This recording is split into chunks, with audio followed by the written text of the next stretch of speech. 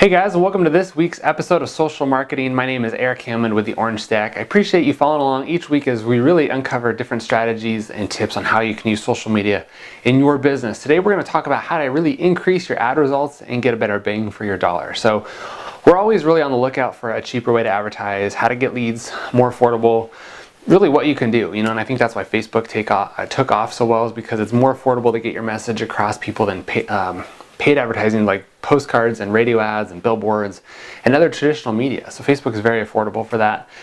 And that's why social media is winning right now. Your cost per click is so affordable. And we're going to really talk about how to get that even more affordable and how to have a better Facebook result than you're probably doing right now.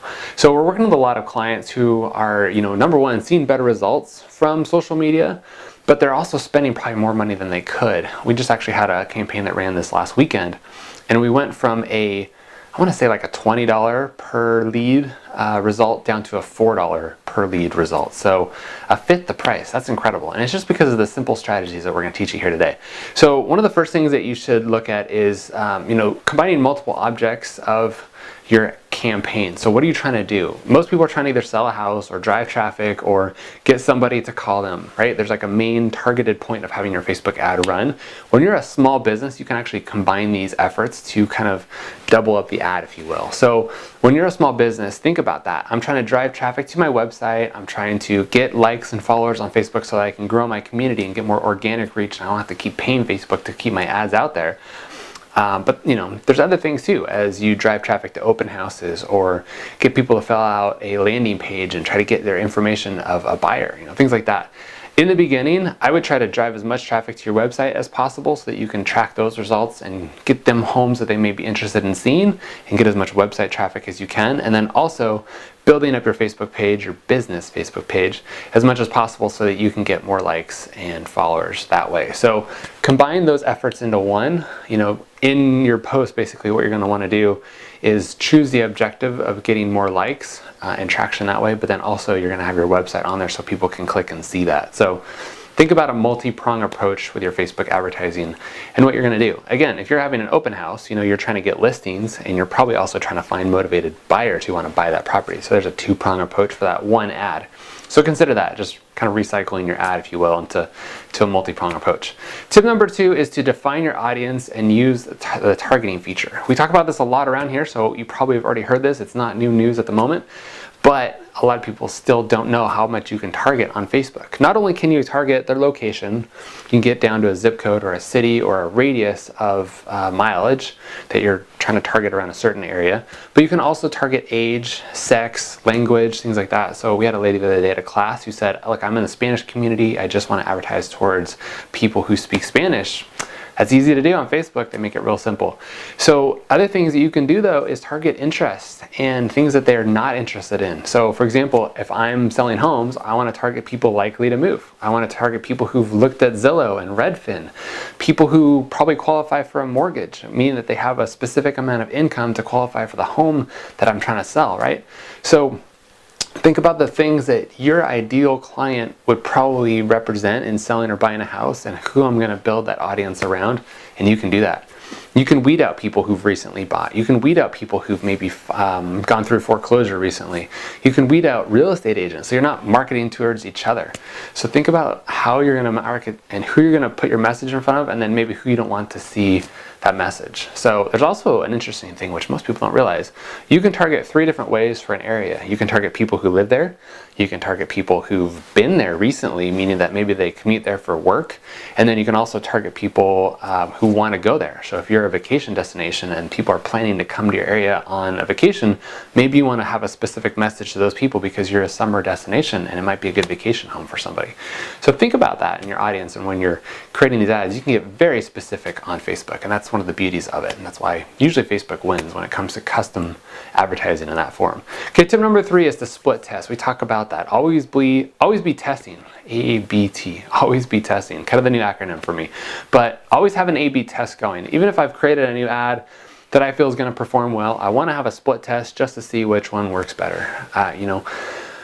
if you're going to have an ad up that's running and you feel like, okay, $10 per lead is a great result, maybe there's a way to get it down to 5 or 2 or 1, right? You don't know. So maybe you run a video ad and a still picture ad at the same time. Maybe have one color and one black and white. Maybe have a picture of a female and a male in your ads, or maybe have a house and a townhouse in your ads. Just different things. Always be testing something. Every single time you create a new ad, have a variation of it of some sort. You don't want to get so drastic that it's completely different advertising, different parts of town, different age, things like that. You can do that also, but you want to just change either the picture or the wording of it or the text below the picture. I can't think what that's called right now. But you know the point is A/B test everything. You don't have to spend any more money to do that. You just divide your budget and say, hey, let's say you only have $20 to spend on an open house. $10 for one, $10 the other. Maybe one ad is just a picture of the house for the open house, and maybe one's an actual video walk through the house. See which one does better. Maybe your audience responds differently for different things. So always A/B test, and once you decide out of those that work, maybe B perform better than A, take B and run with it, and then split test that again and say, okay, what else can I break from this ad and do something a little bit different? You're just going to keep getting better and better at it. If you started January 1st, by the time March and April rolls around and you've A/B tested enough ads, you probably have a pretty good ad set for that audience and know how to speak to them specifically. So it's an easy way to do it. Facebook, actually, all you have to do is check a button saying that I want to run multiple versions of this ad, and then it asks you, what do you want to change in here? So explore around to that. It makes it really fun. Tip number 3 is to offer special promotions. If you're selling a product, this may be easy, like offer 10% off or $5 off, things like that. If you're in real estate and you're offering a service, what kind of promotions can you offer? One of the things that we did when we sold homes was to provide free staging. And so how you kind of put a spin on that is you could say, anybody that lists their home with me in the fall, I provide free staging. They don't have to know that you provide staging all the time. Make it work for your marketing. Or if you click this offer today and we decide to list your home in the next 30 days, I'll provide either free staging, or maybe you want to say half off staging, or maybe I'm running a $400 discount. Maybe you say, we just got a new drone guy and we want to offer free drone videos for our listings, and you're going to do that. Maybe you do that anyway, right? What are some promotions that you can offer your clients? 92% of people last year took advantage of an online promotion of some sort. So I know that people react to that. They love it. They want to get a discount. They want to feel like they're getting a better deal. There's apps designed all around getting good deals, and if you can provide them one on social media, make it work, and it's going to work for you. So think about some of the things that you can promote. So again, really quick running through it.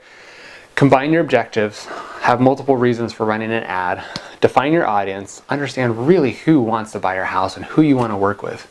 Let me just dive into that a little bit deeper because I forgot one point. If you're selling a home that applies to the 40 to 50-year-olds specifically because it's kind of a move-up home for some people, but they haven't had all their kids move off to college yet, there's kind of an ideal time for them to move into this bigger home, don't advertise to the 20 to 30-year-olds. They don't want to see that ad. And don't advertise to the people that are 65 and older. They're trying to shrink down their lifestyle and keep it pretty simple. So know your audience. Know how you can weed those people out and really put that message in front of the right people. And then 3, split test, split test, split test. Test everything that you do as much as you can. Don't just A/B test it. A, B, C, and D test it. Find out what works for you.